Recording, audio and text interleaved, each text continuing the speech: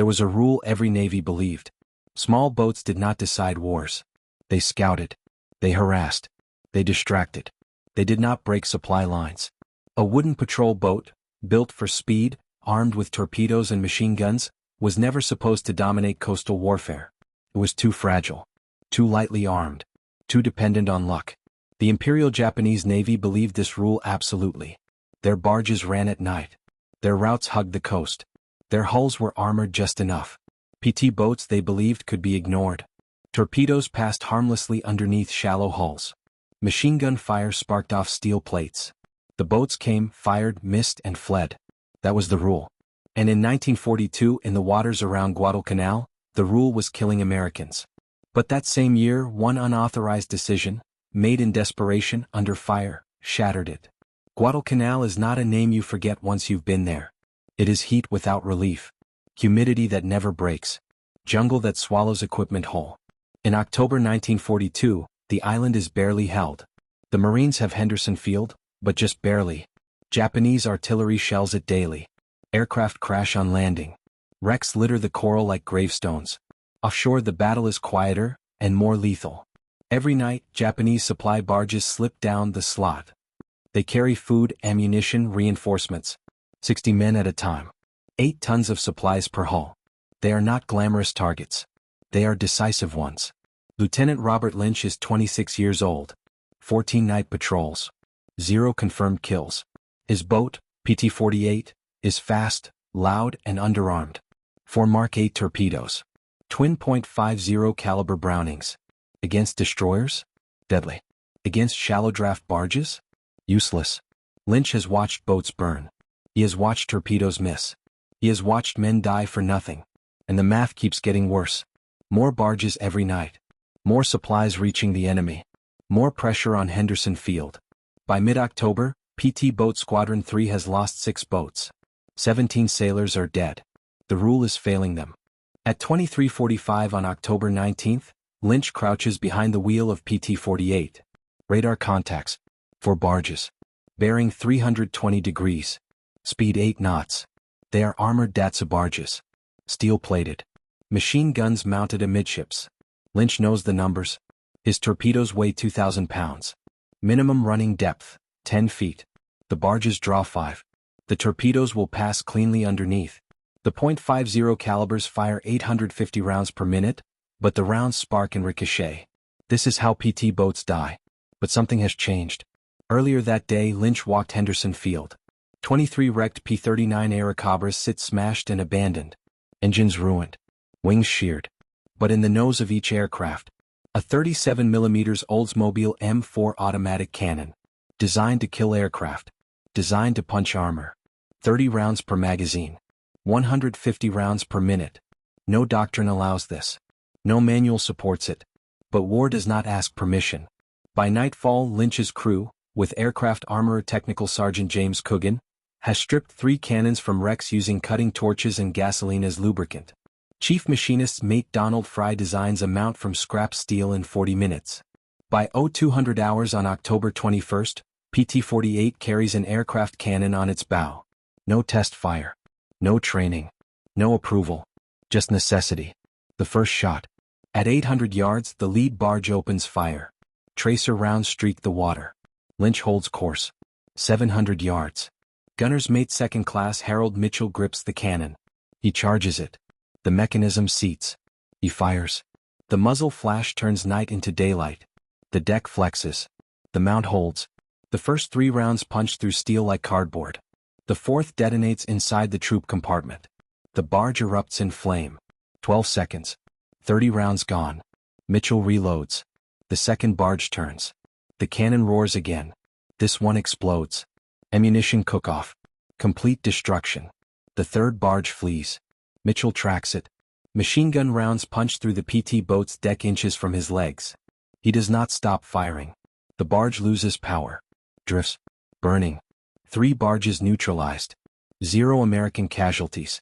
The rule has just died. If you find this kind of forgotten military innovation as fascinating as we do, we'd be honored if you hit that subscribe button. These stories of desperation, ingenuity, and courage only survive if they're told, and by subscribing you help ensure they aren't forgotten. The spread. By dawn, every PT commander wants the cannon. Within weeks, 8 boats carry salvaged aircraft guns. By November, Japanese radio traffic calls them demon boats with aircraft guns. Barges burn nightly. The Japanese adapt, but too slowly. PT boat losses drop by 60%. Barge losses explode. By January 1943, the cannon is standard, first improvised, then authorized, then manufactured. From coral wreckage to factory doctrine in 18 months. Over 800 Japanese vessels will be destroyed. Not by battleships. Not by carriers. By wooden boats that refuse to accept the rule. The first engagement should have been the end of the story. In any other navy it would have been one lucky night. One reckless modification. One patrol that worked when it shouldn't have. The safe response would have been to pull back, write a report, wait for approval. That does not happen. Because the barges keep coming. And once you have seen what the cannon can do, once you have watched steel plating rupture and fire pour out of a target that used to shrug you off, you cannot unsee it. The second night. October 22, 1942. Less than 24 hours later. PT-48 is back on patrol. The mount has been checked with bare hands and flashlights. Welds tapped with a hammer. Bolts tightened until the wood creaks. No one says it out loud, but everyone knows. If the mount fails tonight, it will fail violently. Mitchell sits behind the cannon again. He has slept 40 minutes. His ears still ring from the first firing. The smell of burned powder clings to his clothes. At 017, radar contact again. Larger formation. 6 barges this time. 2 columns. 3 abreast. That means more machine guns. More return fire. Less room to maneuver. Lynch makes the call. He does not slow down. He pushes the throttles forward. The PT boat planes up, spray whipping over the bow. The cannon points straight ahead like a spear. At 1,200 yards, Japanese gunners open fire. Tracer arcs cross the water like stitching. At 900 yards, Mitchell fires. The recoil slams through the mount. The deck flexes again but holds. The first barge doesn't burn. It disintegrates. The shell hits just below the gunwale, penetrates, and detonates inside a stack of ammunition crates. The explosion lifts the barge partially out of the water. Men and debris scatter into the dark. The second barge tries to ram. This is something Japanese crews have learned. Close the distance, make the PT boat maneuver, spoil the aim. Mitchell tracks it anyway. He fires short bursts now. 3 rounds. Pause. 2 rounds. He has learned the rhythm of the gun. The barge's bow armor peels back. The engine compartment ignites. The diesel burns with thick black smoke. The PT boat passes within 50 yards.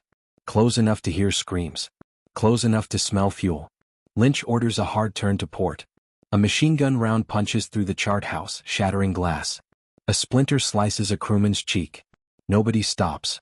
By the time PT-48 breaks contact, 4 barges are destroyed, 1 damaged, 1 escaped. Mitchell has fired 142 rounds. The gun is hot enough to shimmer. The mount has shifted 3 degrees to starboard.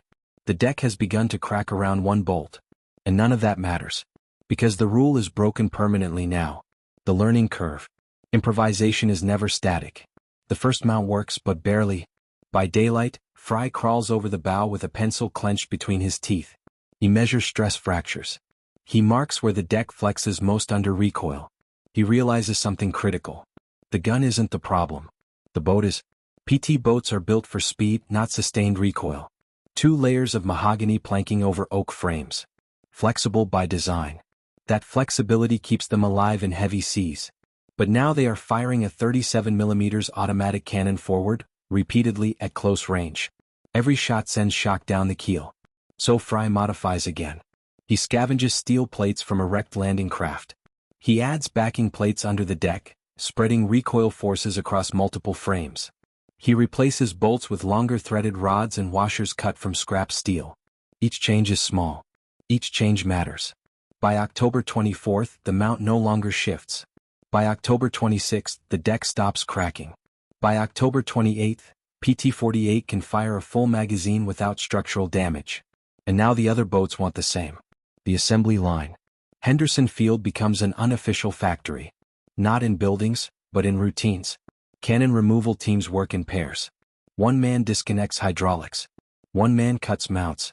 They learn which aircraft wrecks are easiest to strip. Which bolts seize. Which recoil cylinders are cracked. Time drops. 2 hours per cannon becomes 90 minutes. 90 becomes 70. By the end of the week they can pull a cannon in under an hour.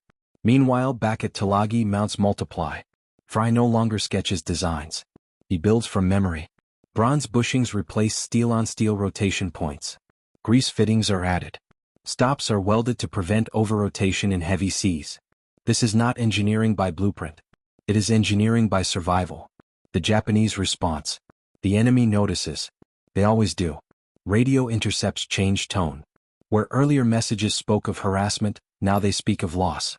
Barge destroyed by explosive gunfire. Multiple vessels lost. PT boats carrying heavy cannon. One message intercepted October 25th is blunt. Enemy small craft now armed with aircraft guns. Operations extremely dangerous. Japanese commanders respond the only way they can. They add escorts. Destroyers at first. Then subchasers. PT boats cannot fight destroyers. Everyone knows that. A destroyer's 5-inch gun can erase a PT boat in a single hit. The cannon is not a miracle. It is a tool. And now the tool must be used smarter. Tactics evolve. PT boats begin operating in pairs. One boat carries the cannon and closes the distance. The second stays back, suppressing machine gun positions with .50 calibers and watching for larger contacts. They communicate with hand signals and brief radio bursts. They learn angles. They learn timing. They learn when to break contact. And crucially, they learn restraint. Not every target is worth engaging. Not every night is worth pushing. Survivability matters now because success is possible. The night of failure. October 29, 1942. This is the night everything almost collapses. PT-46 and PT-48 intercept a convoy near Cape Esperance. 8 barges. 2 subchasers escorting. Lynch orders a cautious approach. At 1,500 yards, one subchaser turns unexpectedly. Its searchlight snaps on. White light floods the water. The beam catches PT-46 square on the bow. Seconds later, the 5-inch gun fires. The shell misses, but close enough to lift the boat bodily. PT-40 SIXS engines falter. This is the moment where innovation dies. Where the enemy adapts faster. Where courage becomes recklessness. Lynch orders smoke deployed. PT-48 accelerates directly toward the escort, not to attack but to draw fire. Mitchell fires at the nearest barge anyway. 3 rounds hit. The barge burns. But the subchaser fires again. The shell hits. The explosion throws PT-48 sideways. Men are knocked off their feet. The cannon mount groans, but holds. Lynch realizes the truth instantly. They cannot win this fight. He orders full withdrawal. PT-48 lays smoke. PT-46 limps behind it, one engine dead. Japanese fire continues for 40 seconds. Then stops. Both boats escape. No kills matter tonight. Survival does. Back at Tulagi, Lynch reports the engagement. The lesson is clear. The cannon changes everything, but not everything. It is not invincibility. It is leverage. The numbers begin to add up. By November 1st, Squadron 3 has data. 8 patrols with cannons. 23 barges engaged. 14 destroyed. 6 damaged. 3 escaped. 0 PT boats lost in those engagements. Before the cannon, losses averaged 1 boat every 5 patrols. After the cannon, losses drop sharply. Statistics do what anecdotes cannot. They force attention. Commander Alan Calvert sends a classified dispatch. He includes diagrams. He includes ammunition expenditure rates. He includes casualty comparisons. He does not ask politely. He states facts. Field-modified installation of aircraft automatic cannon has fundamentally altered PT boat effectiveness against enemy barge traffic. Washington listens. The bottleneck. Success creates its own crisis. Cannons are limited. Ammunition is worse. Each horseshoe magazine holds 30 rounds. Each weighs 40 pounds loaded. A single engagement can burn through 6 magazines. Reloading is slow. 8 seconds feels like an eternity when tracer rounds are coming back at you. And Henderson Field cannot produce magazines fast enough. Ordnance crews hand-load every round. 12 hours on. 12 hours off. Hands blister. Fingers bleed. They keep loading anyway. Because every loaded magazine is another barge that doesn't make it through. The psychological shift. Japanese barge crews begin refusing missions. This is rare. Imperial Japanese doctrine does not tolerate refusal. But the reports are undeniable. Barges are burning before they can react. Some crews dump cargo overboard to lighten ships and run. Others beach intentionally when attacked, preferring capture to burning alive. This is not in Allied reports. It is in post-war interviews. Fear spreads faster than logistics. The point of no return. By mid-November 1942, the Tokyo Express has a problem. Destroyers are too valuable to risk nightly runs. Barges are dying in numbers that cannot be replaced. Submarine supply is slow. Airdrops are inaccurate. Guadalcanal begins to starve the Japanese. Not because of battleships. Not because of carriers. Because of wooden boats armed with salvaged aircraft guns. And that is the moment, quiet, undocumented, irreversible, when the campaign tips. No communique announces it. No headline records it. But from that point forward, Japanese ground forces on Guadalcanal are fighting on borrowed time. And the cannon, ugly, improvised, unauthorized, is the reason. The impact spreads outward. Japanese logistics collapse in the Solomons. Units starve. Ammunition runs dry. In New Guinea, PT boats arrive already armed with 37mm cannons. In the Mediterranean, German barges meet the same fate. Doctrine changes. PT boats are no longer torpedo craft. They are gunboats. The Navy takes note. What began as an unauthorized modification becomes standard armament. The lesson is simple and terrifying. Innovation does not come from committees. It comes from crews who cannot afford to lose again. Lieutenant Robert Lynch survives the war. So does Harold Mitchell. So does James Coogan. So does Donald Fry. Most never receive recognition. But their work lives on. Of the 531 points boats that served, nearly all end the war carrying cannons borne from wrecked fighters on Henderson Field. Today only 12 PT boats survive.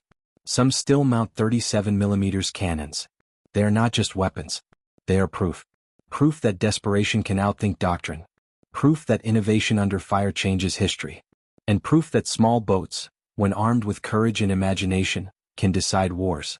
If this story moved you, please hit that like button. Every click tells the algorithm this piece of history is worth remembering. We're dedicated to rescuing forgotten wartime stories from the archives. If you want to join us on that mission, subscribe and turn on notifications. Where are you watching from? Drop your city or country in the comments, and tell us if someone in your family served in the Pacific. Thank you for ensuring that Lynch, Mitchell, Fry, Coogan, and the men of PT Boat Squadron 3 do not disappear into silence. They deserve to be remembered.